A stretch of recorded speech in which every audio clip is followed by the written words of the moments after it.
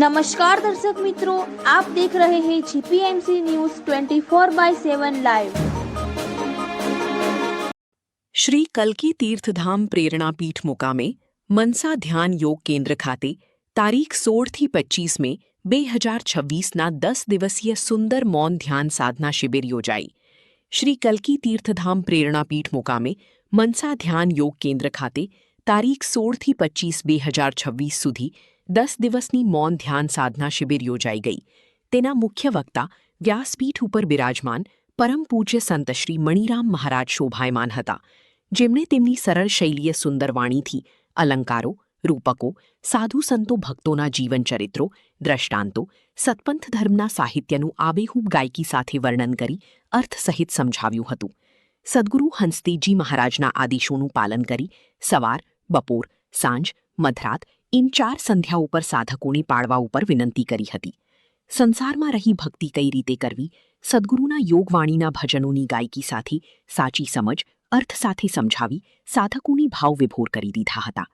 છેલ્લા દિવસે સાધકો રડતા હૃદય મિલન વિધિ કરી છૂટા પડ્યા હતા।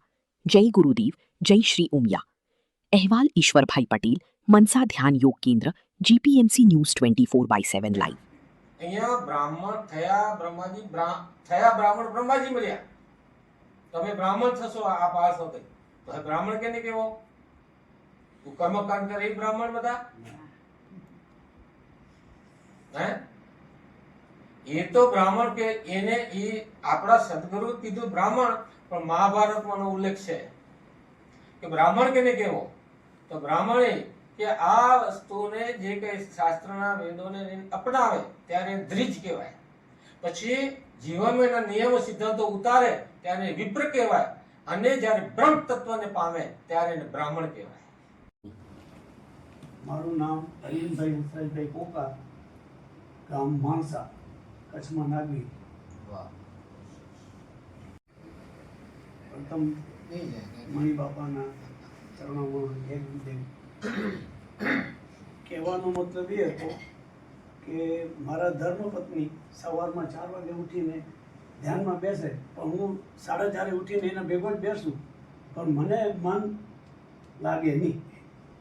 તો એને ઈચ્છા હતી કે એક વખત એમને શિબિરમાં લઈ જવા, એટલે એ ટાઈમ આવી ગયો અને શિબિરમાં મને લાયા। પહેલાં એમ થયું કે શિબિરમાં જઈશું તો કેવું હશે, શું હશે, તો અહીંયા આવ્યા પછી આ બધું જોયું એટલે એમ થયું કે ના, મન બેસી જશે।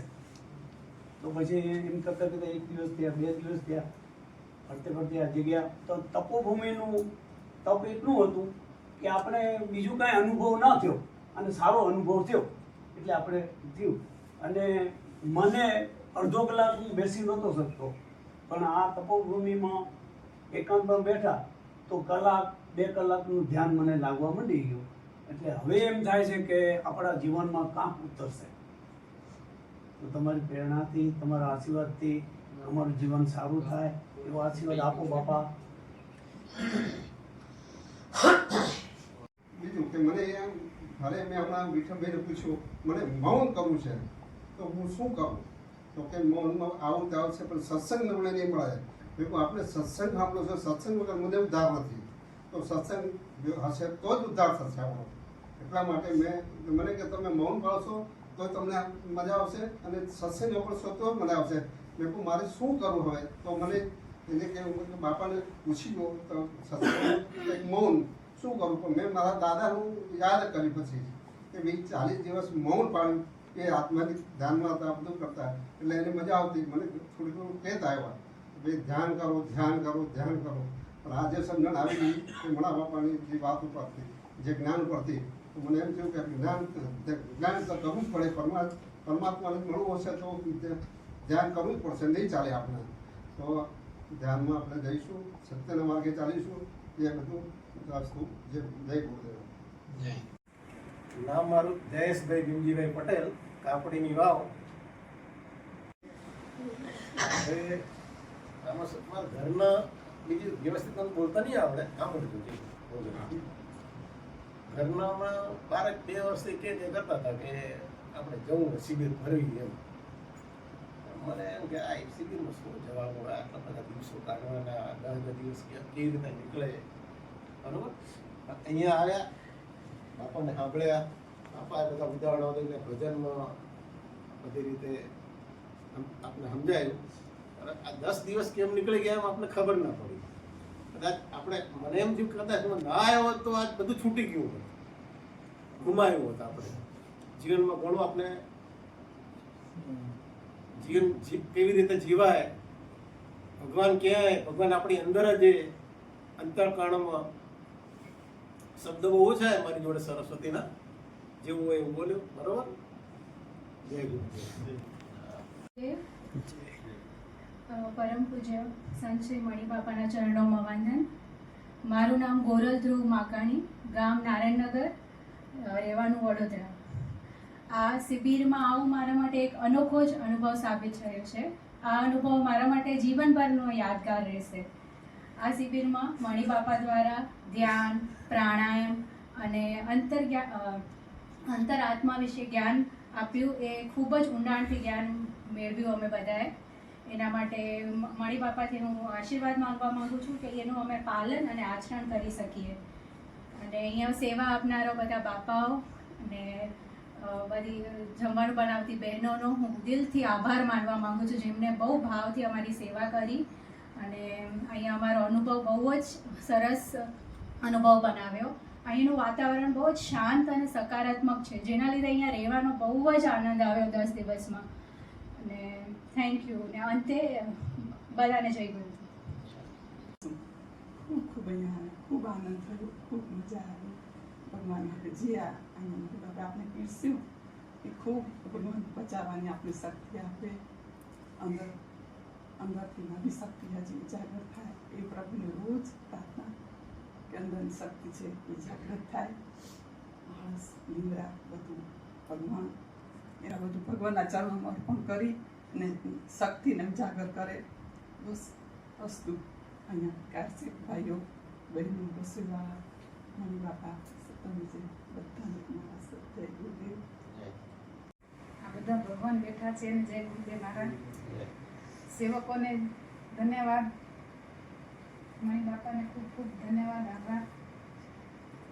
શિબિરમાં આવવાનું મન તો ક્યારનું થતું હતું મારું, પણ સંજોગ આવે તે અવાય ને. મારા પતિદેવ વગર મને આવું નહોતું, એટલે મેં લેટ કર્યું હતું આવવાનું. એમને સાથે લઈને જ આવી અને સાથે સાથે મારા નણંદ મળવા આવ્યા કે ભાભી હું આવીશ, એ આવ્યા છે સાથે. અને સત્સંગ સાંભળીને ખૂબ ખૂબ આનંદ થયો અને શરીરમાં રોમે રોમે ઉતરી ગયો છે. નામ તો પંકજદાસ મહારાજને કને અમે લખાયું હતું, પણ પંકજદાસ મહારાજ કે મારાથી નહીં આવી શકાય, મણિબાપા છે. હું તો ખુશ થઈ ગઈ. મેં મણિબાપાનો સત્સંગ સાંભળ્યા છે, શિબિરમાં આવું છું ને ત્યાં સાંભળ્યા છે. મેં કહ્યું વાંધો નહીં, મણિબાપાનો સત્સંગ હશે તો બહુ સારો. બસ હવે બધાને ખૂબ ખૂબ આભાર, ધન્યવાદ. મણિબાપાને ખૂબ ખૂબ આભાર, ધન્યવાદ. તમે આટલું અમને જ્ઞાન પીરસ્યું. વખતનો સત્સંગ થોડો મેં સાંભળ્યો હતો. મનમાં ઈચ્છા એમ હતી કે ઘણો પૂરો સત્સંગ સાંભળવા મળે, તો આજે પણ ઘણો અધૂરો જ રહી ગયો. ઘણું મનમાં જાણવા મળ્યું, ખૂબ મજા આવી. ને આપણે એટલા બધા ભાગ્યશાળી છે, આવી પુણ્ય ધરતી પર આપણે આ સત્સંગ મેળવવા મળે છે. સદગુરુ નિષ્કલંક જ્ઞાન ભગવાનની તારકમાં. અને આપણે બીજું આપણે આપણા ઘરનાને બધાને અભિનંદન આપીએ કે આપણા દીકરી દીકરા કે આપણા બા બાપુજી આપણે અહીંયા નીકળ્યા અને બહુ આપણે ભાગ્યશાળી છીએ. અને સત્સંગ સરસ સાંભળ્યો, બહુ બધા વખતે વાત કરી, બહુ સરસ મજા આવી. સૌને મારા જય ગુરુદેવ. મારા કોટી કોટી પ્રણામ. બાપા આવી રીતે હું કોઈ દિવસ બોલવા તો ઊભો થયો નથી, આજે કીધું એટલે ઊભો થયો. આપને સત્સંગમાં બહુ જ મજા આવી ગઈ. જે જ્ઞાન હતું ઊંડાણનું એ જ્ઞાન પીસ્યું. અને તમે 82 કરવાનું કીધું હોય એ પહોંચાશે કે કેટલે પહોંચાયું. 100માંથી 35 માર્ક્સ લેવાની તો ઈચ્છા છે કે 100માંથી 35 આવશે તો પાસ તો થઈ જઈએ, એટલી ઈચ્છા એ પેલી કે 35 માર્ક્સ પાસ થઈ જઈએ. બસ અસ્તુ. બિરાજમાન પરમ ચૈતન્ય દિવ્ય સ્વરૂપ આત્મા પરમાત્માનું સર્વ કોટી કોટી વંદન. પણ બાપા તમારા ચરણોમાં કોટી કોટી વંદન. સર્વસ્તરમાં પરમ ચૈતન્ય દિવ્ય સ્વરૂપ બિરાજે છે. આપણે સૌ બધા નાનકડી નાનકડી નદી હોય, એ નદીઓ ભેગી થઈને સમુદ્રમાં જઈ જાય. એ સમુદ્ર કીધું છે મારા બાપાએ. આપણે સમુદ્રને માંથી લેવાનું હોય, આપણે જે લેવાનું એ રસ લેવાનો હોય એ સમુદ્ર આપણે દેશે.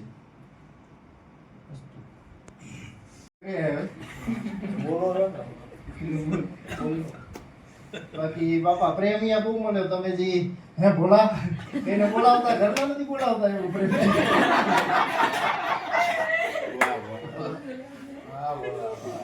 અને બાપા તમે જે જ્ઞાન આપ્યું છે એકદમ અંતઃકરણ, મન, બુદ્ધિ, ચિત્ત, અહંકાર બધું એવું ઠૂસીને ભર્યું હોય, હવે યાદ રહી ગયું હોય એટલે એકદમ મજા આવી. અને આ બાપાની સેવાઓ બધી જોઈને બાપા બહુ આનંદ થયો. અને રસોઈમાં પણ એમ જ બાપા એમ હતું હારે હતી કે અહીંયા ખીચડી કરવા ઓછા સાંભળવા પડશે, આ તો વધીને જશે હવે રસોઈ તો એમ થશે કે બસ એટલું જ. બહુ મજા આવી ગઈ બાપા. મણિરામ બાપા એટલો તો ખ્યાલ આવ્યો કે 4 યુગ થયા. એ 4 યુગની અંદર હવે આપણે કળિયુગમાં આવ્યા છીએ ત્યારે આ મનુષ્ય અવતાર મળ્યો છે. તો એ મનુષ્ય અવતારમાં આપણે બધા છીએ, તો એનો મતલબ તો એવો જ થયો ને કે બાકીના જે અગાઉના 3 યુગ હતા એ બધામાં આપણે 24 લાખ યોનિમાં ફરતા હતા. તો હવે આ મનુષ્ય દેહ અવતાર મળ્યો છે. તમે જે ભાથું અમને પીરસ્યું છે એ અમે બધા સરખી રીતે પચાવી લઈએ. અને આ મનુષ્ય દેહ જે 24 લાખની યોનિઓમાંથી અમૃત સમાન મળ્યો હોય તો એમાંથી આપણે બધા બહાર નીકળી જઈએ. ને જે તમે જ્ઞાન પીરસ્યું એ અમે બધા અમારા જીવનમાં ઉતારીએ. તમે એવા આશીર્વાદ આપજો. અને જે સેવક ભાઈઓ છે સવારના 4 વાગે આવીને એમ કહે જાગો ભગવાન જાગો, તો આના તો 2 અર્થ થયા. જાગો ભગવાન જાગો એટલે એક આપણે સૂક્ષ્મ રીતે જાગવાનું છે અને દેહ થકી પણ જાગવાનું છે. આપણે દેહ થકી તો જાગી ગયા, આપણી આંખ તો ખુલી ગઈ, પણ કહેવાય ને કે આંખ ખુલી ગઈ હોય અને માણસ જ્યારે પથારીમાં સૂતો હોય ને તો જાગેલો છે તેમ છતાં પણ કેવું લાગે કે એ સૂતો જ છે. એમ અત્યારે આપણે બધા જાણીએ જ છીએ કે આપણે બધા પરમાત્માના એટલે કે આપણા ઈષ્ટના જ આપણે બધા અંશ છીએ.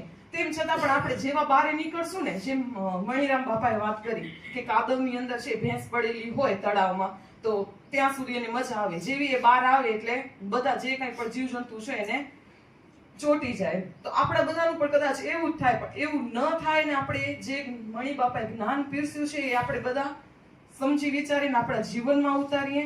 અને આપણે બધાને જે અન્નપૂર્ણા સમાન બંને બહેનોએ જે ખરેખર હું આ સ્કૂલમાં આવીને સાચી હકીકત જ કહીશ કે મેં મણિબાપાને બધા દાદા મેં મુકદ્દાસ મહારાજને નામ પડી કે એની શિબિર છે એનો મેં સત્સંગ સાંભળેલો હતો એટલે મેં નામ લખાયું હતું કે હું શિબિરમાં જઈશ. આ મણિબાપા તબલા વગાડતા 20 વર્ષ પહેલા મને કે અરે આ મારા બાપો શું કરશે અહીંયા કને. તો એમ થયું હવે જ્ઞાન સાંભળે તો મને એમ થયું કે જીવન ઘણા બાપામાં જ્ઞાન ભર્યું, મારા રૂવાડા ભક્તિ ભરી દીધી. દાસનો સત્સંગ સાંભળ્યો તો આ બાપાનો કીધી અમે સત્સંગ નતો સાંભળ્યો, આજે મેં સાંભળ્યો તો મારા રૂવાડા ઉઠો થઈ ગયા. ને આ બાપા આ પેલા ઉપર વાંદરા હશે ને સમજા એનું એઠું પાણી પી ગયા હશે એમ મારા ભાઈ વાંદરાની ગોળી બાપુ આ દોડ્યા. અને આ બાપુ હવારના પરમાં આવે કે છે જાગો ભગવાન જાગો, અમને ભગવાનની ઉપમા આપી જીવો તો ખરા નીકળી. હવે મારું નામ છે પ્રભાબેન કેશવલા, કોટડા ઉમરા દોડ પરિવાર. મારું નામ છે સુમિત્રાબેન નરોત્તમભાઈ પટેલ, ગામ નારાયણપુરા લાત નડિયાદ. વર્ષોથી હું કોરો કાગળ જ છું. ધ્યાન 7-8 વર્ષથી હું કરતી હતી. એક સંત પાસે મેં આવી વાણી અમૃત જે રોમે રોમે રૂવાડા એક શબ્દનો નીજ આપણા શરીરની અંદર ઉતરી જાય એવું એને પીરસ્યું છે. એક શબ્દ મારા અંગમાં નસમાં પસરી ગયો છે. ઘણું બધું જ્યારે ધ્યાન કરતી ધ્યાન લાગી જતું, આળસમાં આવી જતી. ઘટ પાઠ એ પણ કોરા કાગળમાં ધ્યાનથી તારા સદગુરુ હંસદેવજી મહારાજના આદેશથી બધું નિજ સ્વરૂપ જોઈ લીધું છે. અધૂરી હતી પણ આજ જ્યારે આ પહેલી જ મારી શિબિર છે. શિબિર એટલે શું મને એ હું કંઈ જાણતી જ નથી. હું પોતે નવા ધર્મની છું પણ અહીંયા સત્પંથમાં આવી ત્યારે ઘરમાં વાતાવરણ કોઈ સત્પંથનું કોઈ જાણતું નહોતું. મને શું નાનપણથી આદત હતી કે મંદિર જાઉં. બસ મેં પૂછ્યું કે અહીંયા મંદિર છે કે હવે નિષ્કલંકીનું છે. અંબુ બાપા સાથે મારો સંપર્ક થયો. એ વારી યજ્ઞની પૂજા પાઠ કરતા એની સાથે હું 25 વર્ષ રહી. મારું નામ કાલિંદી નિકુલ પટેલ છે. હું ગાંધીનગરથી આવું છું. બાપાએ અમને આ સવારે વહેલા ઉઠવાનું શીખવ્યું છે કે જે અમારી આદત નથી. સવારે વહેલા 4 વાગે ઉઠીને જે જાગો ભગવાન જાગોનો જે નાદ આપીને અમને જે ઉઠાડવામાં આવતા હતા અને અમારી તરત જ અમારી આ ઊંઘ ઉડી જતી હતી. પહેલાં તો એવું લાગતું હતું કે આ સોશિયલ મીડિયાના યુગમાં અમે મોબાઈલ વગર કઈ રીતે રહીશું, પણ આ 10 દિવસ મોબાઈલની અમને બિલકુલ યાદ પણ નથી આવી અને એવું લાગતું હતું કે આ એલાર્મ વગર અમે ઉઠીશું કઈ રીતે. પણ એ પણ આ બાપાઓના આશીર્વાદથી અમને સવારે વહેલા ઉઠાડવા આવતા અને અમે તરત જ ઉઠી જતા. પછી તૈયાર થઈને અમે ઉપર પિરામિડમાં ધ્યાન માટે જતા હતા અને ધ્યાન વિશેની માહિતી પણ અમને સરસ રીતે આપી છે કે કેવી રીતે વિશ્વ ઉર્જા પ્રાપ્ત કરવી અને તમારા શ્વાસ પ્રશ્વાસથી કઈ રીતના તમારે ધ્યાનમાં બેસવું. ત્યાર પછી અમને સાથે સાથે પ્રાણાયામ યોગ એ પણ સમજાવ્યું અને હું યોગા પણ કરું છું ઘરે. પણ બાપા એ ધ્યાન કે મેડિટેશન નથી કરતી પણ એ હવે નિયમ બનાવીને ઘરે જઈને રોજ કરીશ. તેમજ બાપાએ અમને જે આ જ્ઞાન પીરસ્યું છે કે અંતઃકરણની શુદ્ધિ કઈ રીતે કરવી તેમજ આહાર વિશે માહિતી આપી કે તામસિક આહાર બંધ કરીને સાત્વિક ભોજન કરવું જોઈએ. તે પણ અમે હવે પૂરા દિલથી નિભાવીશું કે સાત્વિક ભોજન કરીશું અને તામસિક ગુણો જેવાળા આહાર છે તે દૂર કરીશું. તેમજ આ બહારના એકાંત વાતાવરણમાં અમે જે ચાલતા અને જે ભરપૂર એનર્જી લઈ લેતા હતા તેમાંથી અમને ખૂબ જ આનંદ થયો. બસ, જય ગુરુ. મારું નામ પટેલ ધરતી નીરવ કુમાર, તળાવ કંપા. અહીંયા બેઠેલા સર્વને મારા જય ગુરુદેવ, એની અંદર બેઠેલા દિવ્ય આત્માને પણ જય ગુરુદેવ. અહીંયા આવવાનું જ્યારે નક્કી થયું ત્યારે એમ મનમાં એમ હતું કે કેવું થશે ત્યાં. બસ એક ધ્યેય હતું કે બસ મારે મારા બાળક માટે કંઈક સારું કરવું છે. હવે આગળની ભાવિ પેઢી તો એ છે, તો જો હું સારું વિચારીશ તો મારું બાળક પણ એવું સારું વિચારશે. અને અહીંયા એવું ઘણું બધું જ્ઞાન મળ્યું કે જેનાથી આપણે આપણા સમાજમાં કઈ રીતે રહેવું, આગળ આત્માનું જ્ઞાન કઈ રીતે મેળવવું. બસ એ સદગુરુને એ પ્રાર્થના કે જે અહીંયા જ્ઞાન પીરસાવ્યું એ રસ્તે બસ આગળ ચાલીએ અને એટલી આપણે શક્તિ આપે કે એ જ રસ્તે આપણે આગળ વધતા રહીએ. કોટી કોટી વંદન. અમારી પહેલી શિબિર છે. જ્યારે શિબિરમાં આવવાનું નક્કી થયું ત્યારે મનમાં મૂંઝવણ હતી કે કેમ ફાવશે, પણ અહીંયા આવીને જોયું તો મજા આવી ગઈ. સવારે ઉઠીને પિરામિડ ધ્યાન કરવાની મજા જ કંઈક અલગ હતી. પછી યોગ પ્રાણાયામ કરવાની મજા ખૂબ આવી ગઈ. મણિબાપાના મુખે આત્મજ્ઞાન વાણી આપણી અંદર બેઠેલો ચૈતન્ય સ્વરૂપ પરમાત્માને મૌન અને ધ્યાનથી એકાંતથી કેવી રીતે ઓળખવા અને સરળ સમજણ આપી અને પરમાત્મા આપણી અંદર જ છે, તેને બહાર શોધવાની જરૂર નથી. શ્વાસોશ્વાસનો અભ્યાસ કેમ કરવો તે સમજાવ્યું. મણિબાપાએ સત્સંગ, સાયકર, ભજન અને મહાપુરુષનું ઊંડું જ્ઞાન આપ્યું. અસ્તુ. જય જય ભારત. એ આજ ઘણું બધું પીરસ્યું હે. આપણી તાકાતથી માથે આપણે પીરસી દીધું હે, પણ આપણે એમાંથી લેશું ને એમાંથી કેટલું આપણે કરશું એનામાં બાપા રાજી થશે. હવે બીજી શિબિરમાં વળી આવા જડે આવો જ હજી એકાધિક વાર હજી જડી જાય ને. હજી ધ્રુવ નથી થયો આ શિબિરમાં. હજી મને એકવાર આવવું પડશે બાપા કરે. બીજાને ખબર નહીં, પણ આ તો શું કહેવાય, ઝરણામાં નાયા ને એટલી જ્ઞાનની ગંગામાં નાયા ને તો એમ મારા હજી મેલા પડ્યા એ અંદર. કેટલો કચરો ભર્યો હવે. બાપાએ મારો કાઢ્યો પણ હજી મને મજા નથી આવતી. એટલા કહું કે આવી ગદગંગા જ્યાં નાતી હોય ને ત્યાં ગમે તેનો સત્સંગ હોય તો ક્યાંય કહીને ચૂકવું નહીં. આંખ બંધ કરીને હાલ્યું જવાનું. આ સંસારવાળી માયા તો મૂકનારી જ નથી. અને મને આવો મોકો જડશે તો હું ફરી આવીશ. બાપાની આ જ્ઞાનમાં ગંગામાં નાહવાની એવી મજા આવી ગઈ. મને તો બહુ જ મજા આવી. અને આવા કોટી કોટી વંદન મારા ગુરુદેવને કે આવી સરસ સંસ્થા બનાવી, એને બધાનો અને બધા સેવક આપણી સેવા કરેલા એને ભગવાન દીર્ઘ આયુ દે ને એના બધામાં સ્વસ્થ હખર રાખે કાયમ. મારું બસ ધન્યવાદ. આ બધા બેઠા હોય એના ગડગડમાં બેઠા એના મારા જય ગુરુદેવ. જય ગુરુદેવ. ગઢમાં બેઠેલા સૌ દિવ્ય આત્માને મારા જય ગુરુદેવ. મારું નામ ઝલક કલ્પ પૂજાણી, દેસીપુરા કંપાથી આવી છું. હું ગાંધીનગર રહેવાનું. આજે મનસા ધ્યાન કેન્દ્ર 101મી શિબિર ઘણા ટાઈમથી હતું કે શિબિરમાં જવાનું છે. 2-3 વર્ષથી થયું, પણ આ સમયમાં આવ્યો હુકુમ સદગુરુનો. ખૂબ આનંદ થયો.